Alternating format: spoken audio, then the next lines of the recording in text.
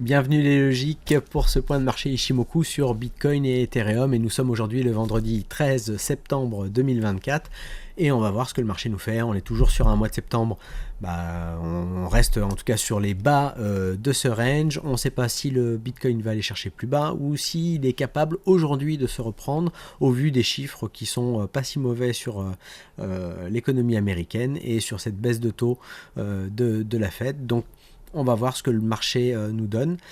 Il y a des choses qui peuvent être positives si on va chercher des niveaux sur le Bitcoin et qu'on change la structure pour aller rechercher de nouveau les hauts aux alentours des déjà 65 000, ce qui serait pas mal pour nous faire une structure de hausse, et puis ensuite aller casser bien sûr des niveaux supérieurs aux alentours des 70 000. Et là, on changerait un petit peu la polarité du mouvement. Donc, on va voir. Et l'idée avec l'Ishimoku, c'est d'arriver à capter ce changement le plus tôt possible et le suivre au fur et à mesure de son déploiement. Donc, on va voir tout de suite ça sur les graphiques. Alors sur le Bitcoin, donc la situation, donc là je me suis placé en daily, vous voyez mes fluctuations ici, que j'ai tracées, c'est celle-ci que l'on suit actuellement, puisqu'on était en fait dans une grande vague de baisse, donc cette grande vague de baisse, voilà, et cette ABC ici, que je vous matérialise, donc cette vague de baisse, cette correction. Et on suit pour l'instant ces lignes de force. Donc on avait déjà atteint la target N très tôt. Donc on l'a fait avant le T4. Donc on a fait ce retour ici avec une target sur la S quasiment. Puis ici on a eu une fluctuation en daily qui nous a fait une Y. Donc nous on avait cadré tout ça et on avait vu qu'on avait atteint ici des niveaux de target intéressants. Et maintenant, on est en train d'étudier ce qui peut se faire ici. Alors, ce qui peut se faire ici, j'ai dû le tracer. Voilà.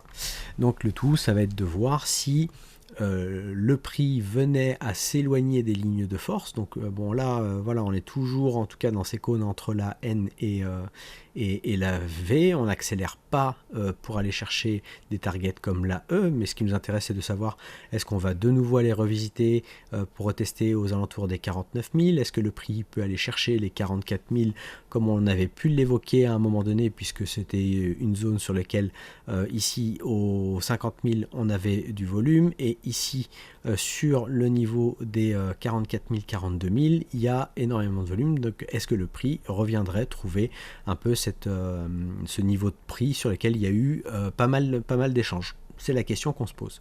Si le prix venait en fait à quitter les lignes de force, plutôt que de continuer à descendre, commencer à changer sa structure pour aller chercher plus haut, bon là vous voyez bien que nous avons toujours des sommets descendants et des creux descendants.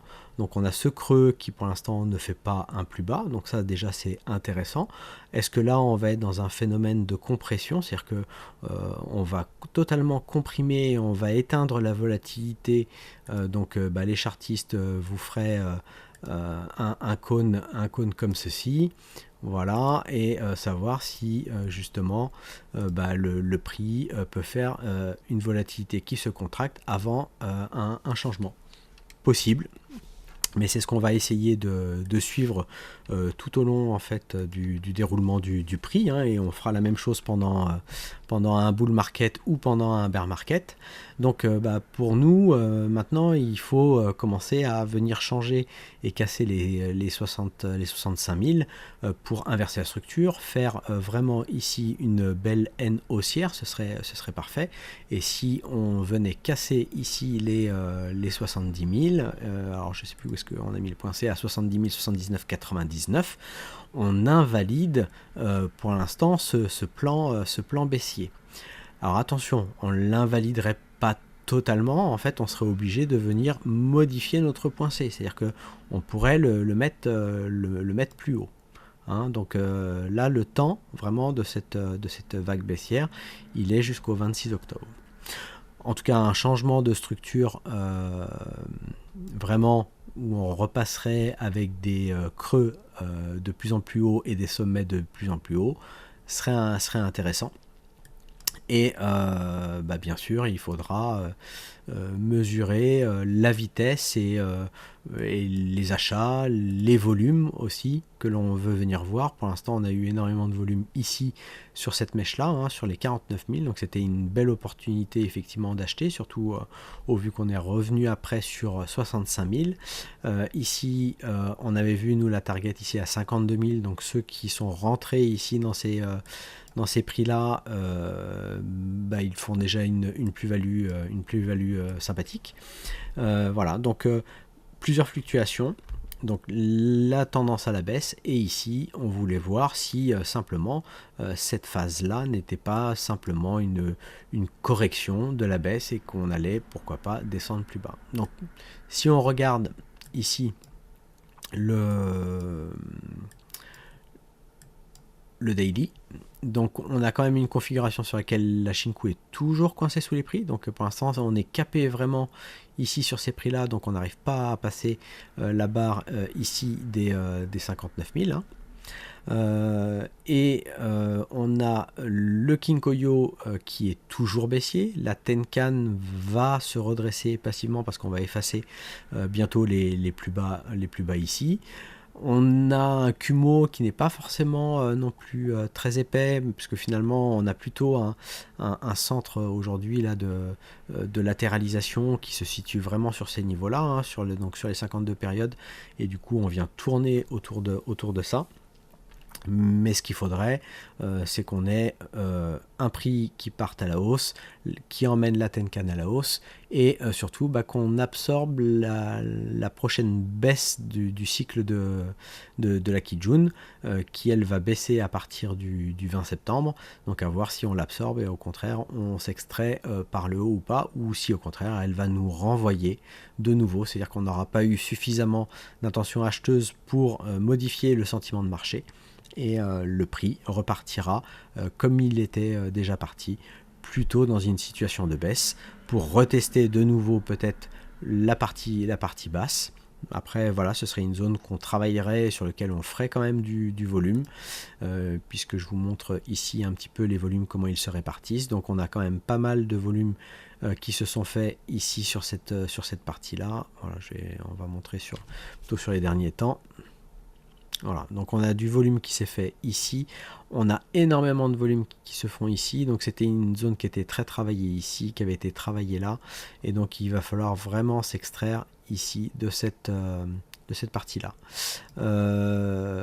Ici, si on regarde, on arrive sur des niveaux, donc je l'ai marqué ici en violet, c'est peut-être pas forcément très visible, c'est le niveau de POC mensuel, en volume du mois, voilà, donc on est venu travailler ici sur la VAL du mois, et on voudrait voir le prix, voir s'il est capable de remonter sur la VAH monthly pour repartir ensuite sur des plus hauts.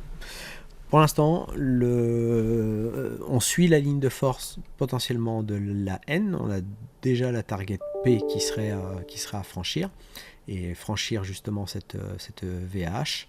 Donc à voir effectivement si le prix sera capable. Donc en fait on va vouloir voir comment se déroule justement cette vague 3 ici, pour voir quand est-ce qu'elle peut se terminer. On avait vu que par rapport à la baisse, on avait déjà enfoncé la zone d'équilibre qui pouvait éventuellement nous renvoyer à la baisse. Donc ça c'était un bon point éventuellement pour continuer à la hausse. Donc on va venir se replacer comme ceci, et je vais juste bien remettre ceci. Alors ça c'était ça, voilà, et on va remettre correctement nos points pour que ce soit plus propre. Voilà notre ABC ici, ça c'est bon, et notre point A ici, voilà. Donc ça et ça on va le bloquer. Donc voilà le déroulement en fait que l'on a suivi. Je vais enlever cette vague de baisse, et en fait ce qu'on voulait étudier c'était cette fluctuation là. Hop, je vais vous la mettre ici en plus grande, je vais vous la mettre en plus épais, que vous puissiez bien la voir. Voilà, l'idée c'était de comprendre en fait ce qui s'était fait ici. Donc ça, on avait étudié, on a bien atteint la target. Voilà, on a bien atteint au-dessus de la target avec de l'excès. On est revenu sur la zone d'équilibre et on repart. Donc ici, ce que l'on peut désormais faire, c'est tracer un ondulatoire qui lui peut être déjà dans un premier temps comme ceci, si on est corrélé. Voilà, donc on est corrélé ici par les nombres d'Ishimoku. Donc là, on voit qu'on ne suit pas les lignes de force.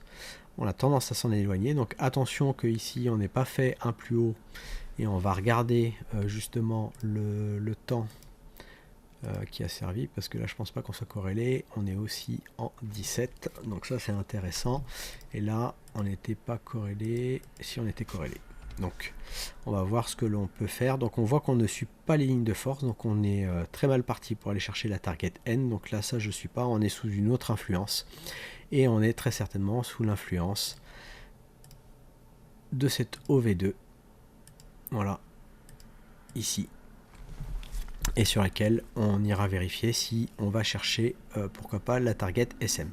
En tout cas, on voit bien qu'on a un prix là qui comprime énormément et qui tient pour l'instant encore sa Tenkan. Donc ça, c'est un point intéressant.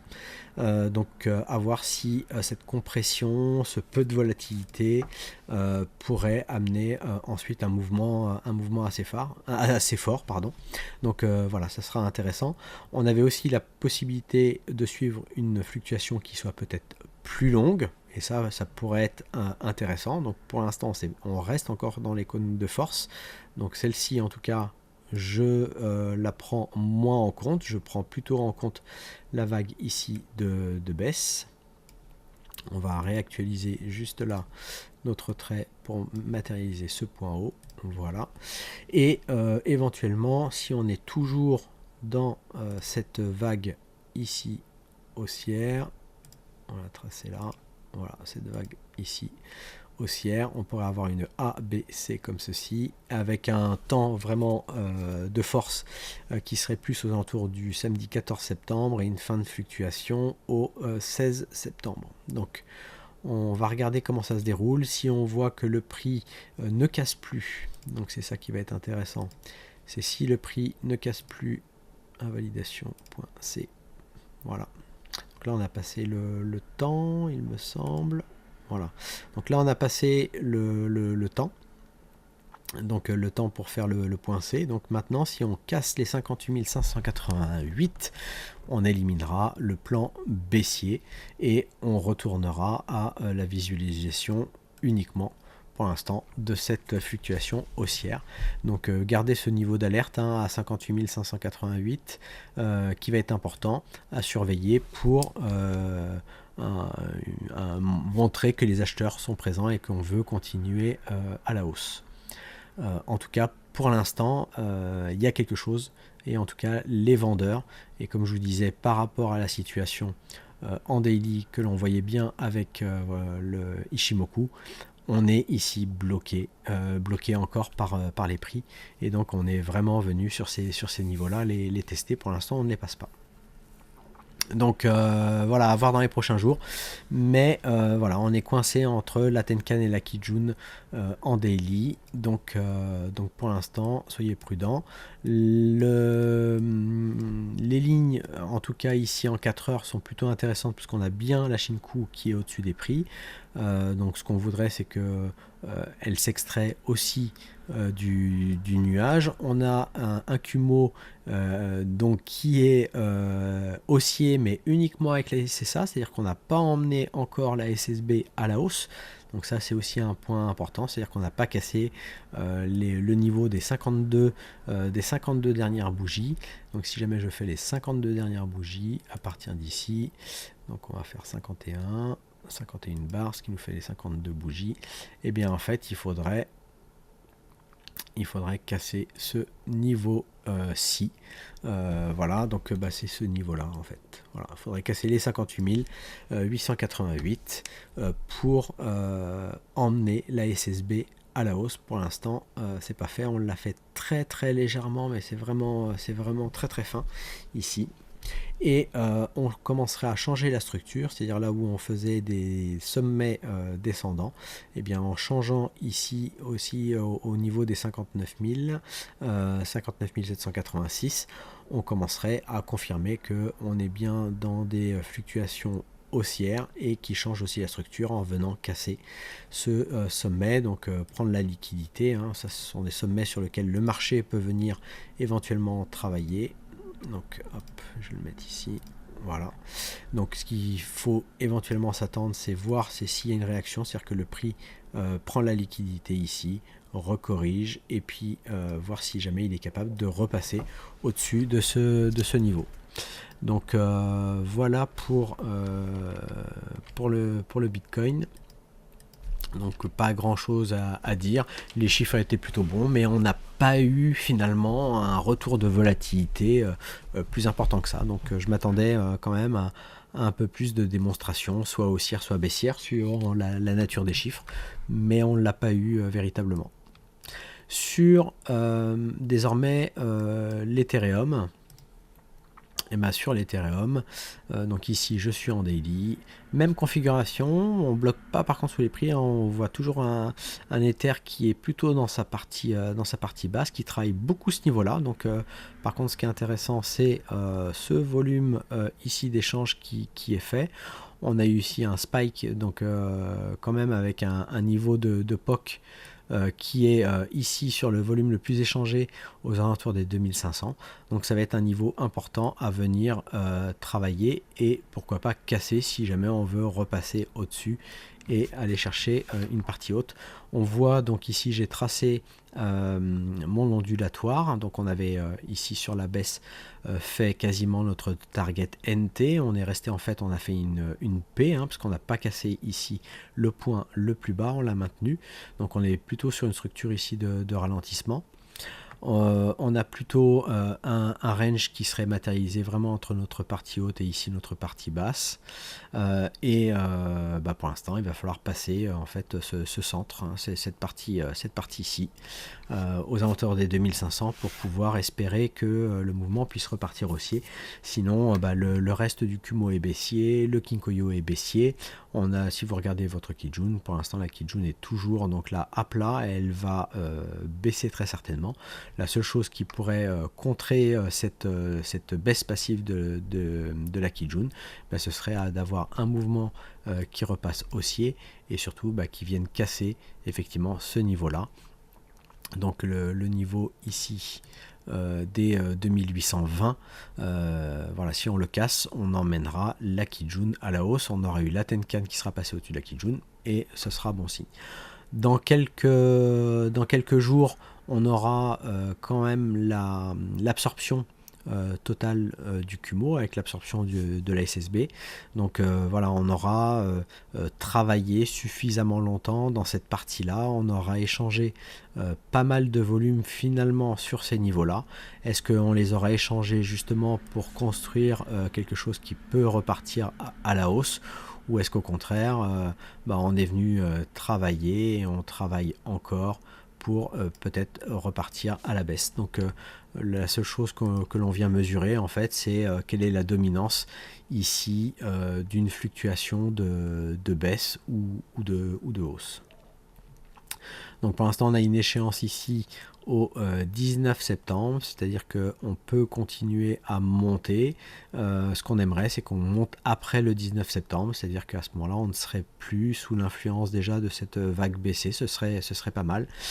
Si au contraire, on ne fait pas de plus haut et qu'on commence à baisser, on se méfiera énormément du point C qui aura été fait pour voir ce qu'on ira faire. Après, si le prix veut encore continuer à échanger, notamment venir échanger dans ces creux de volume là, c'est possible aussi qu'on fasse, comme ce que j'évoquais tout à l'heure, une compression de prix avant une résolution. Alors voilà, est-ce qu'on va avoir un mois de septembre comme ça qui va être relativement ennuyeux et puis pas de volatilité, peut-être quelques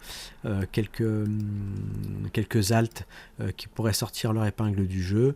Donc quand on regarde comme ceci, donc sur les marchés, le Nasdaq qui se reprend quand même, le SP500 aussi, le dollar qui pour l'instant ne baisse pas plus, mais en tout cas il est vraiment sur cette partie basse. Je vais vous le montrer ici, on le voit sur la... Voilà, donc déjà en weekly, on est quand même sur une partie basse, hein, il faudrait pas grand chose et il faudrait vraiment aller casser les bas pour essayer de flusher, d'aller chercher des niveaux plus bas aux alentours des 94. Ce qui est pas le cas, donc pour l'instant on tient sur ces niveaux et on le travaille. L'or qui lui s'envole, voilà, donc on est en weekly, hein, donc on voit quand même bien le niveau ici qui a été testé plusieurs fois avant de s'extraire et de partir à la hausse. Donc le niveau était quand même au 2089 et on a eu ici de belles figures pour repartir à l'achat. Dans les 7 magnifiques, voilà, donc des chiffres qui ont plutôt rassuré le marché et sur lesquels les valeurs tech repartent.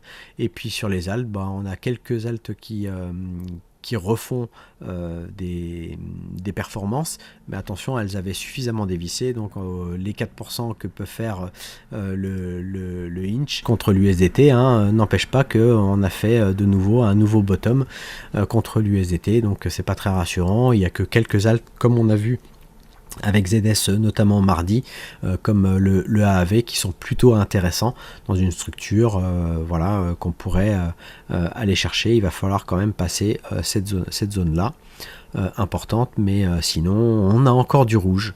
Voilà, on n'a pas un Bitcoin qui rassure pour le moment totalement le marché. Donc voilà, soyez prudents, on est encore en septembre, et puis septembre pour l'instant ne nous montre pas un marché crypto suffisamment fort. Par contre, on peut être sûr que quand le marché partira, très certainement que ça se fera d'une manière assez impressionnante pour impressionner à la fois les institutionnels, la finance tradi, les médias et surtout le public qui risque d'arriver justement assez tard sur ce marché, sur lequel les bonnes zones sur lesquelles il était intéressant effectivement d'acheter, c'est bien sûr les zones où il y avait énormément de volume. Donc là où on avait eu un excès de volume, c'était les 1500 sur l'Ether, ce niveau là aussi qui a été travaillé aux alentours des 1800, et sur le niveau sur lequel on revient actuellement, et donc les 2300. Donc voilà, à voir. Et sur le Bitcoin, si je me replace ici de nouveau en weekly avec le VRVP, voilà, donc on avait quand même ici toute la zone de la baisse qui avait été faite aux alentours bien sûr des 16 000 où il y a eu pas mal de volume, le plus de volume ici sur les 19 000, et puis ensuite ce que je vous disais ici, avec quand même beaucoup moins d'échanges que sur la partie que sur le bas, donc c'est là où vraiment le bas est assez impressionnant. Ici la zone aux alentours des 44 000, et puis ici ensuite la zone aux alentours des 28 000 $. Donc voilà pour l'analyse aujourd'hui Ishimoku. Donc voilà, le weekly sur le Bitcoin, on est toujours au-dessus du Kumo, donc ça c'est plutôt intéressant, mais on est quand même sous le Kinkoyo qui est passé baissier, et la Shinku est sous les prix. Donc si le prix veut rebondir, notamment aujourd'hui avec ces contacts qu'on a eu ici au niveau de la SSA, ça va être là dans les prochains jours et prochaines semaines qu'il va falloir se reprendre, sinon on va commencer à partir certainement dans une correction plus profonde. Donc à suivre ensemble, et à suivre grâce à l'Ishimoku et grâce à Cryptologique. Je vous remercie de nous avoir suivis, voilà pour cette vidéo qui sera certainement pas trop longue, et je vous donne rendez-vous à mardi prochain sur le live Twitch. À bientôt, ciao ciao.